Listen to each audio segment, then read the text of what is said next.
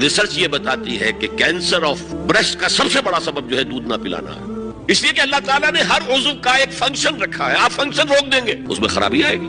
آپ آنکھوں پر 1 سال تک پٹی باندھے رکھیے، آپ کی بینائی زائل ہو جائے گی۔ آپ یہاں پر پلاسٹر چڑھا دیجئے، 1 سال تک جوڑ آپ کا جام ہو جائے گا، اپنی آپ کھول دیجئے پلاسٹر، وہ ہلے گا نہیں۔ اس اعتبار سے اقبال کہتا ہے مادرارا اسوہ کامل بطول حضرت فاطمہ زہرا، ماؤں کے لیے کامل اسوہ حضرت فاطمہ رضی اللہ تعالیٰ۔ آسیہ گرداں و لب قرآن سرا، وہ چکی پیستی تھی اور زبان سے قرآن پڑھتی جاتی تھی۔